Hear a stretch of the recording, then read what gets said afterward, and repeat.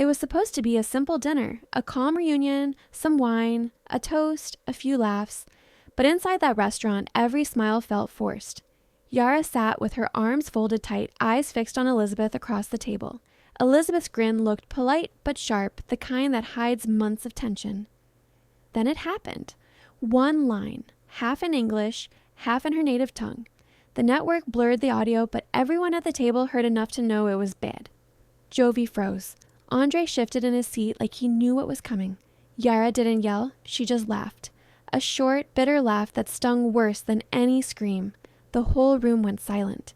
You could almost hear the cameras adjusting focus. Elizabeth leaned forward, voice steady but trembling with anger. If you had any respect, you'd know what that word means. Yara snapped back, "Don't act like you understand where I come from." In that moment, everything the audience had sensed all season boiled over.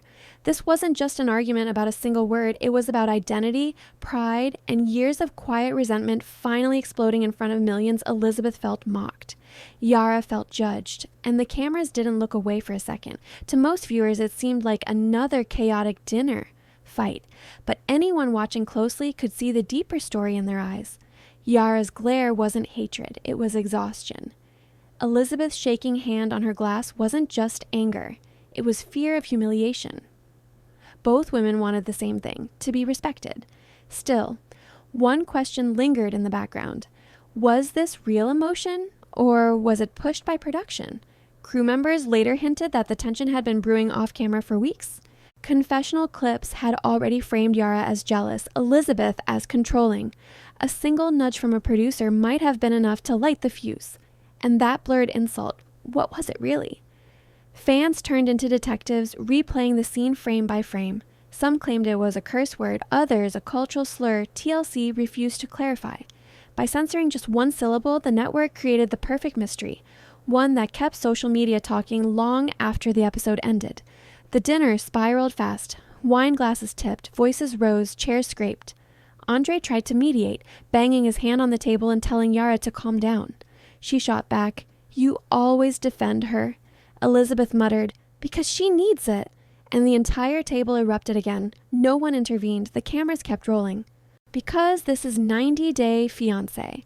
The more uncomfortable the silence, the higher the ratings.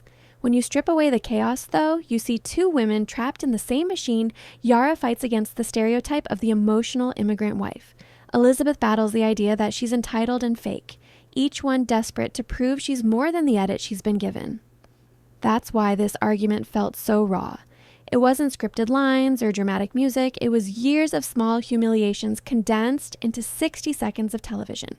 The kind of moment that makes viewers lean forward not because it's fun, but because it's painfully real. When the shouting finally stopped, no one touched their food. Producers whispered behind the scenes, deciding what to cut and what to keep. Yara walked out first, eyes red but chin high. Elizabeth stayed seated, staring down at her untouched plate, trying not to cry. And TLC. They went silent. No statement, no clarification, just the same blurred audio and the same unanswered questions. By the next morning, clips flooded TikTok and Reddit. Fans chose sides, translated phrases, accused editors of manipulation. What started as a dinner scene had become a cultural flashpoint. And that's where the real story begins. Because once the cameras stopped rolling, the internet picked up the fight and TLC's silence only poured fuel on the fire. Within hours of the episode airing, the internet exploded. Fans froze frames, boosted audio, slowed down every second of that dinner scene like forensic experts on a crime show. Some claimed they heard a national insult. Others swore it was just a slang word lost in translation. Twitter became a courtroom, Reddit the jury box. Every fan wanted to be the first to crack the mystery of what Elizabeth said and what Yara meant when she fired back. But this wasn't just gossip, it became personal. People from Yara's home country started speaking out, saying they felt mocked, saying the blurred word wasn't a joke, but something that carries real cultural weight. Meanwhile, Elizabeth's supporters argued that it was all edited to make her look bad. Two fan bases, once united in love for the show, turned into rival camps dissecting every blink, every pause, every micro-expression like a social autopsy. The irony. None of them were in that restaurant. No one knew the full context, yet everyone felt certain of their version of the truth. That's what makes public humiliation so powerful. It invites judgment from people who will never face the consequences of being wrong. Yara's silence on Instagram made things worse. Each day she stayed quiet. Fans filled in the blanks for her. When she finally posted a cryptic story about not being respected for who I am, the internet read it as a confession, an accusation, and a breakdown all at once. Elizabeth, on the other hand, tried to stay calm. She liked a few supportive comments and avoided mentioning Yara altogether. But that silence looked strategic to fans who already believed she'd crossed a line for days. Hashtags like #justice for Yara and #Elizabeth exposed trended side by side. The whole thing became less about the word itself and more about what it represented. How cultural tension and ego can turn small misunderstandings into global drama when cameras are rolling. Behind the scenes, both women were reportedly shaken. Castmates said filming shut down for a few days. Producers allegedly told everyone to stay off social media. But TLC didn't issue a single statement. No clarification, no apology, nothing. Fans started asking, was the network protecting Elizabeth?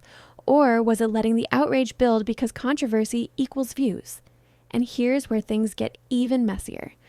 People started wondering if Elizabeth might face consequences. Would TLC suspend her, cut her confessionals? Or worse, pull her from upcoming spinoffs? No one knew, but rumors spread like wildfire. Yara, meanwhile, seemed to vanish. No lives, no interviews, no meetups. Insiders claimed she was struggling emotionally, that she felt betrayed by how the scene was edited. Others said she was regrouping, preparing her own version of the story. But the longer she stayed silent, the louder the internet got. Every hour felt like another blow to her reputation. Then, right when the chaos peaked, something unexpected happened. A new scandal started trending, Gino and Jasmine. Suddenly, screenshots, DMs, and whispers about secret messages began leaking online. The timeline shifted. Overnight, fans moved from one courtroom to another, dragging a new couple into the spotlight. The internet never sleeps. One fire dies, another starts burning. And while Yara and Elizabeth tried to heal their public wounds, Gino and Jasmine were about to face a storm that made that dinner table fight look tame. Jasmine started her Sunday morning like any other. The coffee smelled strong, the sun was just hitting the kitchen counter, and for a moment, everything felt normal. She hummed quietly, scrolling through her routine, thinking today would be peaceful, a rare calm in the chaos of filming. But Gino was already at the table, his phone face down, fingers tapping nervously against the screen. Something about the way he avoided eye contact made Jasmine pause. "Why are you hiding your phone?" she asked softly, but there was tension in her voice. Gino laughed awkwardly, a nervous sound that didn't quite reach his eyes. "It's nothing, babe. Just checking emails," he replied. But the delay, the hesitation, the too quick smile, Jasmine felt it in her gut. When she finally picked up his phone, her hands shook. One glance at the messages and the morning turned cold.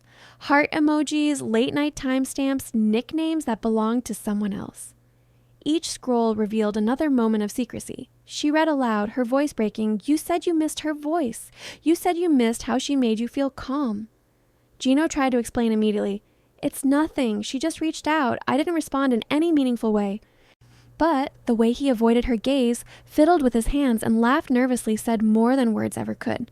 Jasmine's chest tightened. She had uprooted her life, left her home country, family, job, all for trust that now felt fragile.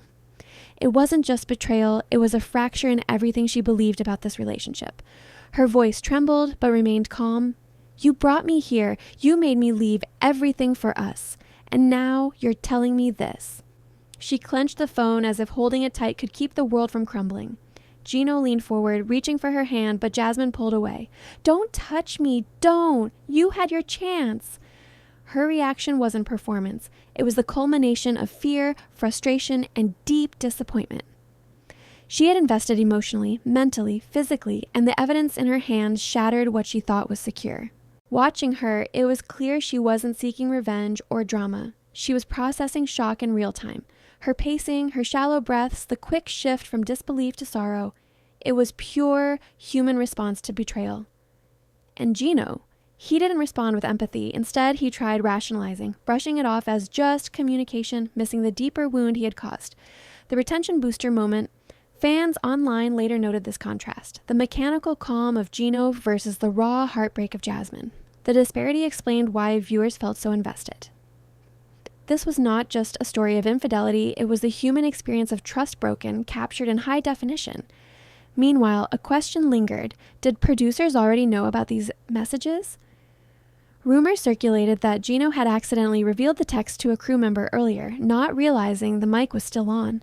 Every pause, every glance, every micro-expression was being recorded, and yet no one intervened to stop the heartbreak as it unfolded.